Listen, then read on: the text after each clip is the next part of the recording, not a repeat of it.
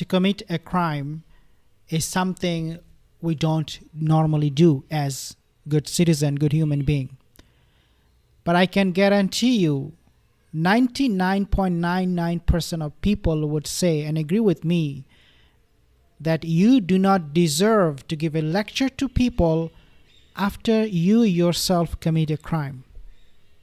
But believe it or not, among those 0.0001% people from this world is Marco Rubio, who openly endorses crime, and not only that, he gives us a lecture. Take a listen at what he's saying in this committee hearing in regards to China first, and then I will tell you more in details.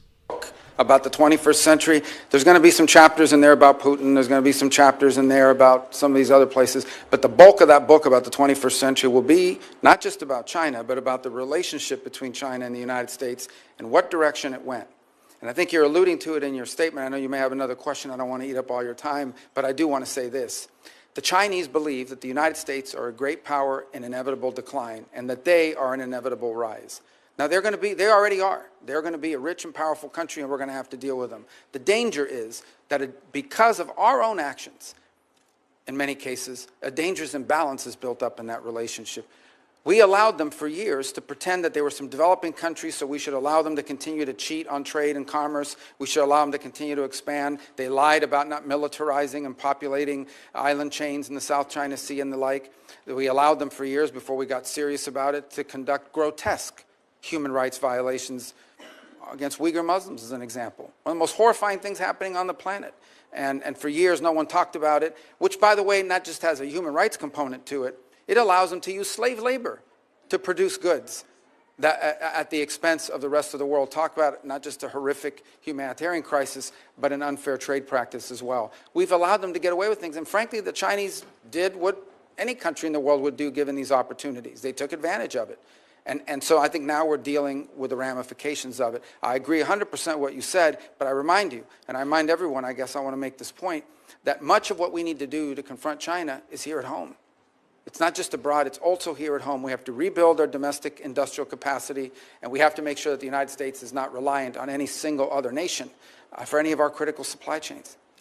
So he just gave us a lecture about the Uyghur Muslims, how they are being treated in China. No problem. But the problem and the danger is that his government now, obviously Trump, will be giving Israel billions of dollars to commit genocide and kill innocent civilians in Palestine, in Gaza. You see the problem here? You see the danger? When you commit crime yourself and then you give us a lecture about China and their human rights violation of the Uyghur Muslims, is something absolutely mind-boggling. We cannot make any way out from this. It is impossible, especially when people in power, they talk this way. Now, I want to play this clip where he talks about how bad, how evil Hamas is. Let's take a listen.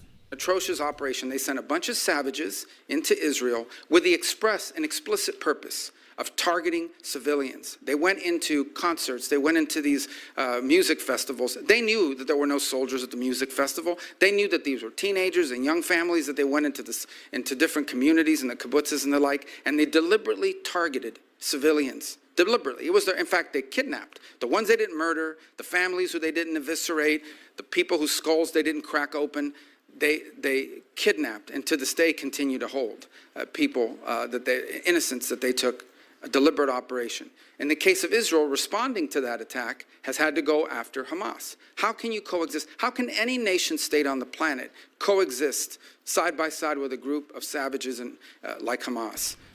Absolutely, that's the question we also ask. How is it possible for any nation to coexist with Israel, the savages?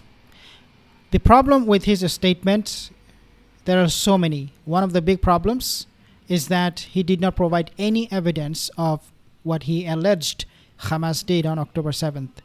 In fact, we have evidence that Israel, the Zionists, they have implemented the Hannibal Directive on that day and killed over 700 people, including a lot of their own. This is where things get very, very interesting when we hear statement coming from top level government official who has the power to really gaslight and use his power to protect a terrorist entity, i.e. Israel, and at the same time denying everything, all the wrongdoing of their own. This is what you see, a monster sitting at the top of the government level with a lot of power. Now, not only this, take a listen to what he has to say about those, as he called them, savages. Well, Hamas is an organization that exists blatantly and explicitly to wipe out Israel. They say it openly. They don't hide that. And for whatever reason, us people in the West, we don't believe these people when they say these things. We think it's just a figure of speech. They actually mean this. And they're willing to slaughter babies and kill teenage girls out in the desert and whatever to do it. And so Israel cannot coexist alongside a group like this. No nation on earth should be asked to coexist with an armed element that wants to wipe you off the face of the earth and is willing to commit these sorts of atrocities. Okay, so he's basically saying that those people, Hamas, they are willing to kill people and kill babies. But your party, the Zionist monsters, they have done it. Why don't you call them out? Why don't you hold them accountable? And yes, it is impossible to coexist with Israel because they are monsters. Human beings, they don't live with monsters side by side. That is impossible. But nevertheless, without any evidence, without any proof, he's just playing the same tape of Hamas savages. Unbelievable. So Israel has no choice. They have no choice. They have no option here but to eliminate Hamas. Now, what does Hamas do? It's part of their strategy. They've done it over and over again. Okay, Israel has no choice but to eliminate Hamas. You failed in that. Your diaper army failed in that. How about questioning you, Marco Rubio? You spent billions of dollars. You gave it to your buddies, Zionists, your friends, billions of dollars. What did they do with this money? They did nothing. They accomplished nothing. Hamas is still in Gaza. Why don't you ask those people, how come you wasted our billions of dollars taxpayers' money? You need to be worried about that now. As we speak, we do not know what he will do. I mean, of course, we can predict what he will do with Israel, give them everything. But unbelievable. And in Hezbollah does it as well. They attack Israel, they kill Jews. Then they take off running and they go hide behind civilians. Israel responds. And for a few days, everyone's... Okay, so he's playing the same tape over and over again, that Hamas is hiding behind civilian infrastructure. They're the one who are using human shield. Unbelievable. I mean, this is what he said in the past over and over again. I think that he somehow memorized those few lines about Hamas. So every time the camera is on and you have the microphone in front of you, just repeat the same BS all the time. He doesn't have any evidence. Again, he did not prove any evidence. I played you guys 2, 3, 4 videos already. Each time he's talking about Hamas without any evidence, without any proof.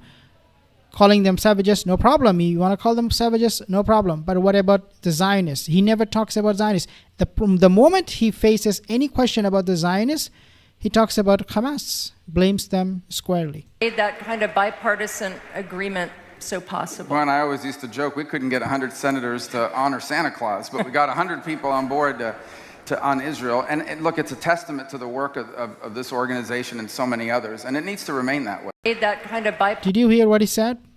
He believes that people are more into Zionist instead of Israel to protect them than they're more into the Santa Claus. I mean, he's comparing Israel as higher than Christianity.